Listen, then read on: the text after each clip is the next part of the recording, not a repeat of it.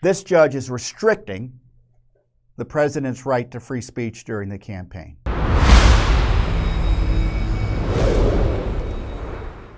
First up, it looks like last week I picked was the wrong week to go on vacation. You know, it's funny, last summer I went on vacation when Trump's home was raided.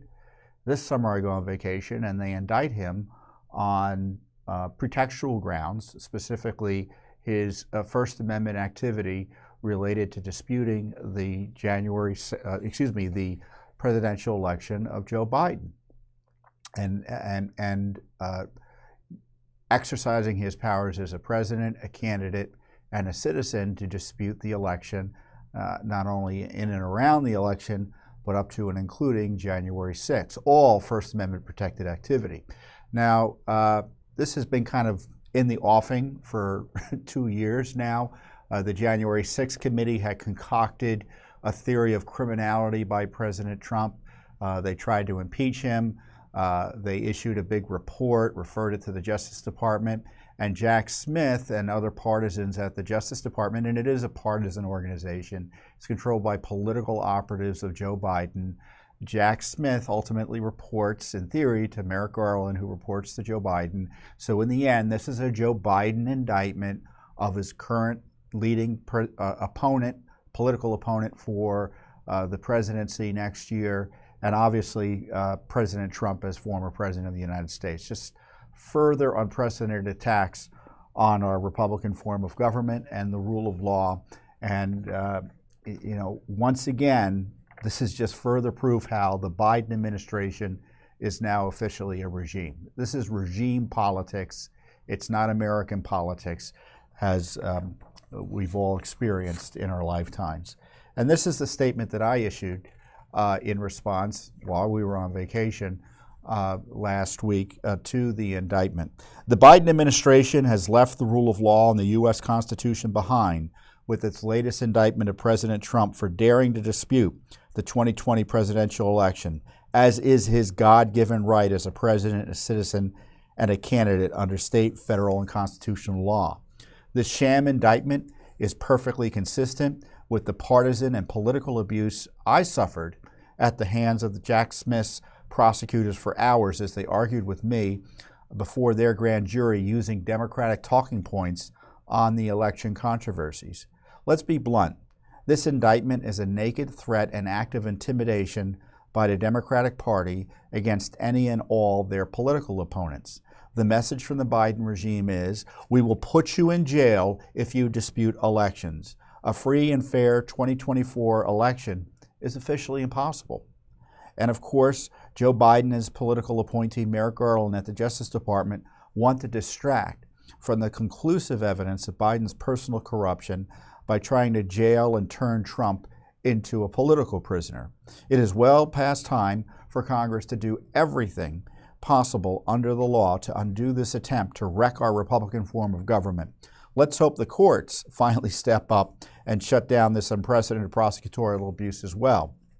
And in the meantime, Judicial Watch will continue to expose and hold accountable the criminal elements in the Biden administration seeking to undo our great nation.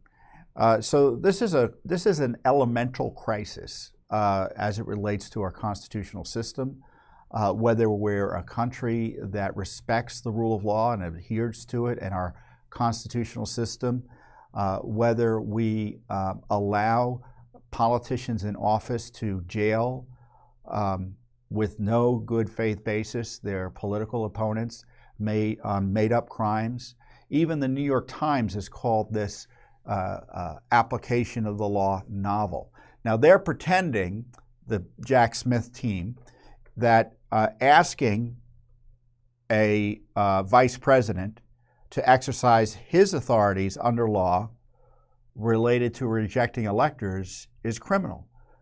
So that's called petitioning your government, in the case of the president, exercising your authority as president.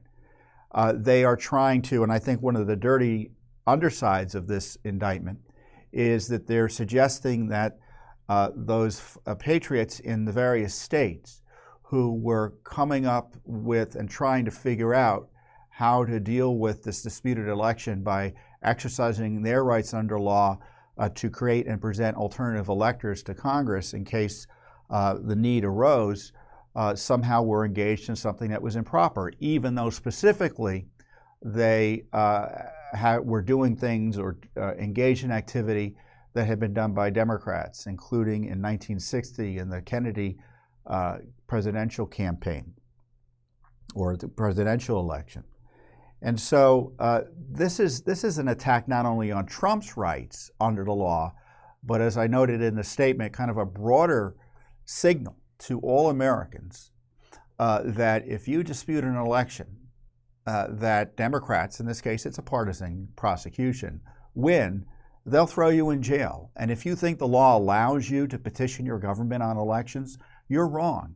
Because if the politicians running the government decide that you don't have a good faith basis or they disagree with your reasons for asking for action on a disputed election, they'll put you in jail. And so this is a dangerous threat to our Republican form of government in the sense that it's turning the Justice Department into a political police, further turning it into a political operation and police. Obviously, the FBI is involved in this too. But also it's undermining our election. As I said, this is election rigging. It has now compromised their 2024 election. Even if it goes away tomorrow, the election's been compromised because the indictment obviously is a smear in and of itself.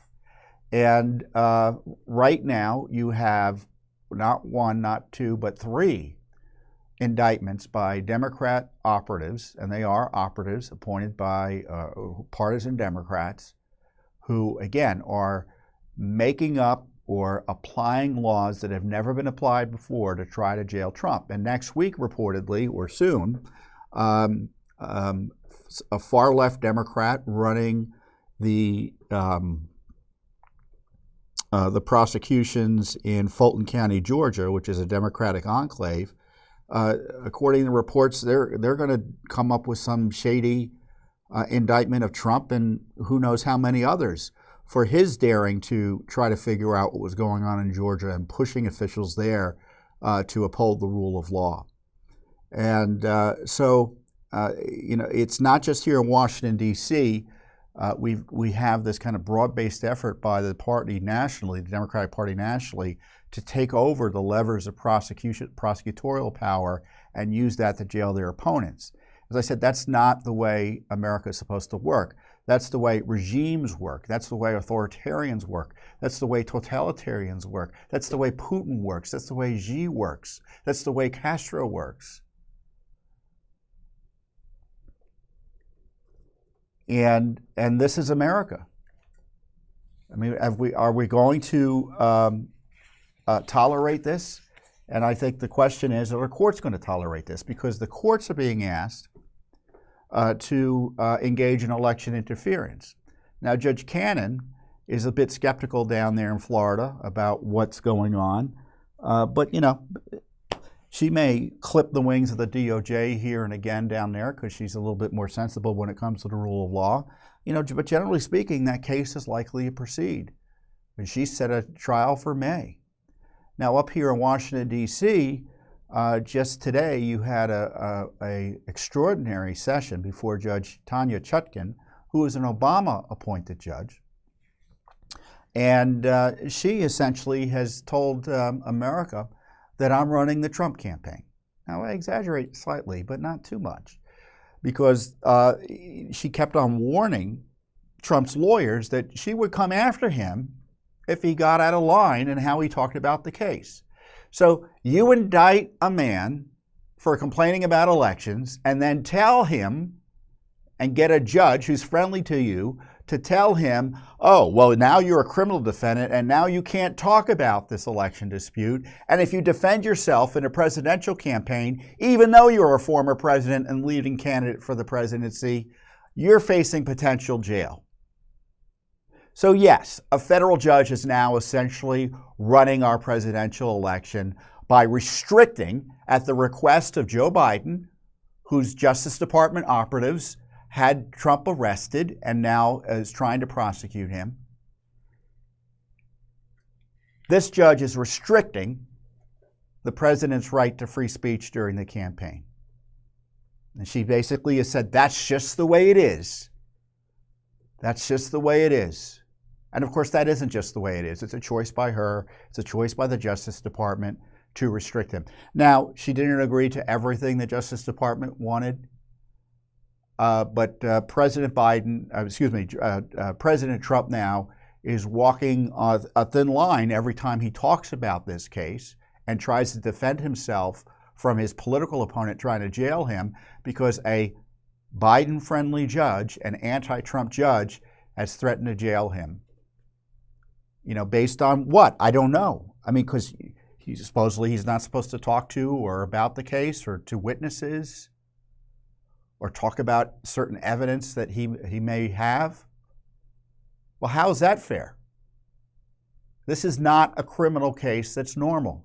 It's a political case, and the courts need to be more sensitive, but Chutkan doesn't want to be, to the president's First Amendment rights and our rights as citizens to have a full-throated presidential campaign, not one that is run by the judiciary.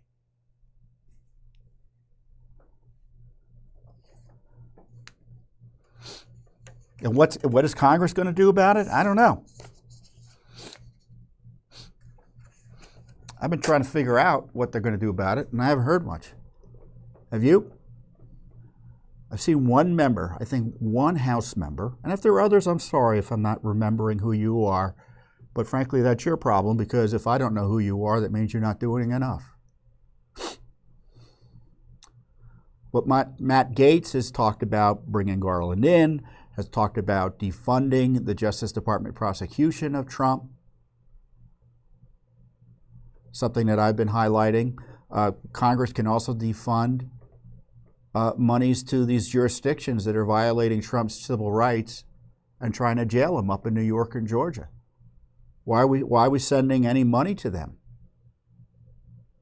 Now, does it mean all money will be cut off? No, but there are grants and expenditures that benefit, for instance, Manhattan and Fulton County that can and should be restricted if it's allowing and basically indirectly subsidizing this attack on our election system and our republic.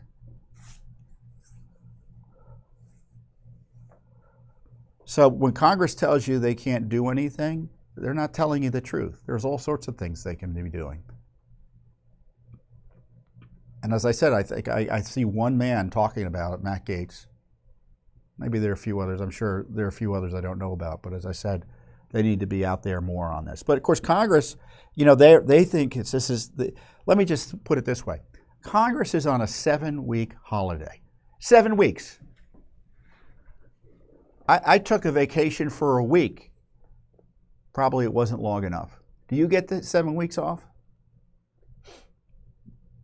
Do you take 7-week vacation in a row? I can't. I guess sometimes if you have a baby or something, you get some leave, but that, you know, people who have children and newborns don't see that leave as vacation. That's parental leave. But no one takes 7-week vacations. But Congress is. And if they were serious about the crisis that we're facing as a result of this prosecution targeting Trump and other innocents, remember, they named it as unindicted co-conspirators, his lawyers, campaign operatives. Ronna McDaniel is named in there, RNC. He's not allowed to talk to her? And so what this indictment serves to do is to freeze or what I think it tries to do, is to effectively freeze Trump's ability to campaign for the presidency and at least severely restrict it. And Judge Chutkan essentially said that this morning. Let me get the quote. I had a quote of her, what she said specifically on my Twitter account. I encourage you always look at my Twitter account because I often have some good tweets that I forget about when I talk about things on air, but are worth sharing or worth viewing. It's at Tom Fitton.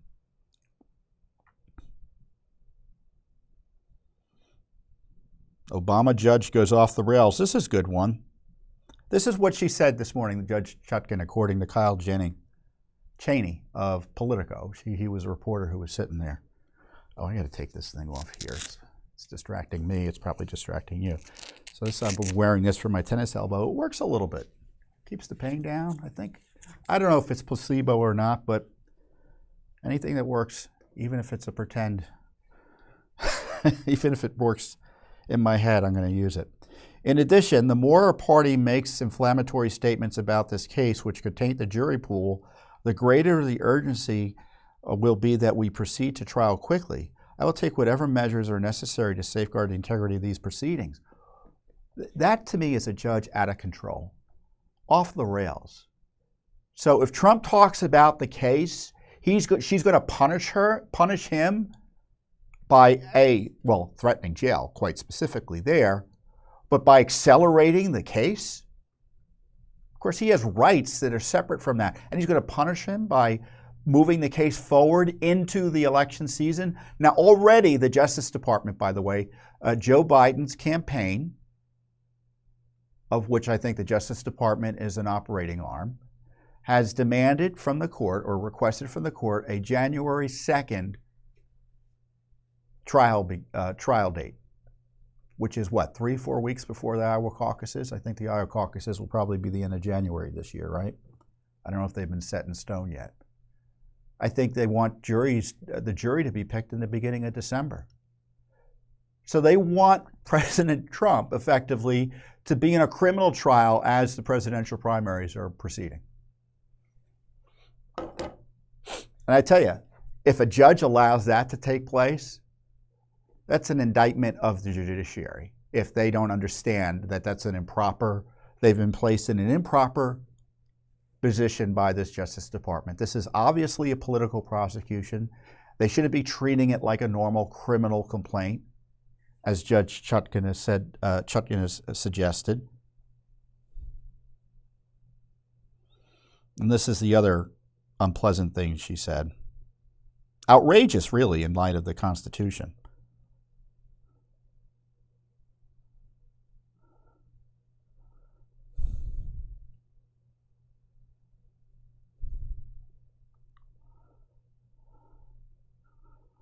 Well, I don't see it.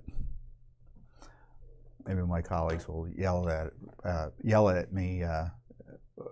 She said something to the effect that, you may be running for president, but you just can't talk about everything you want to talk about. Just this is the way it is. Unbelievable. And of course, much of this indictment, it was kind of coming down the pipeline. I think it was timed because also while I was away, you had additional information come up about Joe Biden's corruption. Information on top of prior evidence that further confirms that Joe Biden was running a racketeering operation out of the office of the vice president. Devin Archer, who was Hunter Biden's partner and effectively Joe Biden's business partner in these matters, testified to Congress. He's given interviews that the president or then vice president was put on the phone at least 20 times to talk to Hunter Biden's business associates. And Hunter and Devin Archer came back up with a letter written to him by Vice President Biden, thanking him for partnering with Hunter Biden in business. So, now of course the left keeps on moving the goalposts, right? Oh, well, he didn't talk to any of these people. He wasn't talking business. Well, first of all, that's not technically true. When you come into a business meeting and start talking, and the reason you're there is for Hunter Biden to show these business partners that he has access to the top echelons of government, obviously that's part of the business discussion. Your mere presence is part of the business discussion. And of course, the business that Joe Biden and Hunter Biden were in addition to Rosemont Seneca or all these fronts and money laundering operations that they were running through for Hunter and his other family members, that's just one element of the business. The other business is the racketeering operation they were running, which was Joe and Hunter and other family members taking Joe's position as a vice president, probably as a senator. I'm sure, I don't even want to know what he was doing when he was a senator, and monetizing that for personal gain. And we've had significant evidence that he, in form of this FBI memorandum that you know is significant because they tried to hide it from us, that the head of Burisma confirmed to an FBI source that he gave Hunter and Joe $5 million each as part of a bribery extortion plot to help essentially protect Burisma from scrutiny by government officials. So what is the response of the Justice Department? Indict Trump. Indict Trump. So I don't know what to do about the Justice Department. I guess because we need a Justice Department in theory, right? But this Justice Department's broken. It's ethically compromised. It can't be trusted to prosecute a jaywalking case, let alone a case against a former president where it's proven that they're just making up things as they go along. And, and I'm not just saying this as an outside observer. Recall, I was forced to testify before Jack Smith's grand jury. I was harassed by 3 prosecutors there. And I know it's political because they questioned me for 3 hours arguing with me about electors, arguing with me about First Amendment protected activity. I remember as I was questioned, I was thinking to myself, why are we engaged in a political debate here in a federal grand jury? And of course, they ignored my testimony, highlighting how I read in the New York Times, of all places, that Democrats in 2020 were wargaming scenarios that if Trump had won the Electoral College, how they could change the result by threatening secession of left-wing states from the Union. So they were planning on secession and civil war if Trump won the Electoral College. And I'm like, why isn't that being investigated? I highlighted in the elector debates to these politicized prosecutors. What about the electoral debate with John Kennedy in Hawaii, where they appointed alternative electors? And I noted that I guess it's okay for Democrats, but not Republicans to do it. And I saw this was all politics. So it's no surprise that the indictment emerged, but it's still shocking to the system because it's so politicized and so obviously corrupted and compromised. And so, Judicial Watch will continue, as I said, to investigate